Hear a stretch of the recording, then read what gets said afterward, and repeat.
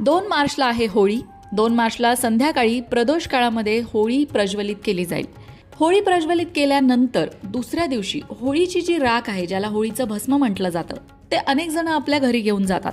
पण हे भस्म किंवा होळीची ही राख घरी घेऊन गेल्यानंतर नक्की काय करायचं? तुमच्या आर्थिक समस्या दूर करण्यासाठी होळीची ही राख तुम्हाला मदत करू शकते. पण ती कशी? त्याचबरोबर ज्योतिषशास्त्रात याबद्दल काय सांगण्यात आलेलं आहे? कुठला प्रभावी उपाय आपण होळीच्या भस्माचा करू शकतो?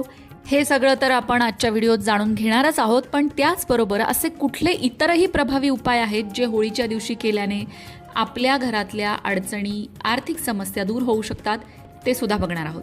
होळी पौर्णिमा लक्ष्मी प्राप्तीसाठी उपासना करण्याच्या दृष्टीने अतिशय उत्तम मानली जाते आणि त्यामुळेच तुम्हाला होळीच्या दिवशी सकाळी एक छोटंसं काम करायचं आहे, ज्यामुळे तुम्हाला आर्थिक लाभ होऊ शकतात, तुमच्या आर्थिक अडचणी सुटू शकतात, त्याचबरोबर तुमची कर्जमुक्ती सुद्धा होऊ शकते. पण काय करायचंय? चला जाणून घेऊया. पण त्याआधी चॅनलला सबस्क्राईब नक्की करा आणि आमच्या फेसबुक पेजला फॉलो करायला विसरू नका. होलिका दहन फाल्गुन महिन्यातील पौर्णिमेला केलं जातं.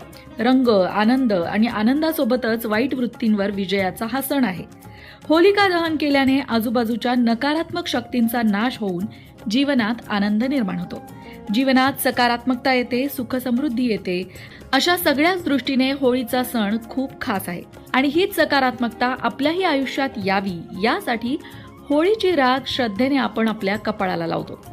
ज्योतिषशास्त्रात सुद्धा काही उपाय सांगण्यात आलेले आहेत, जे उपाय केल्यामुळे तुम्ही तुमच्या जीवनातील अनेक समस्या सोडवू शकता.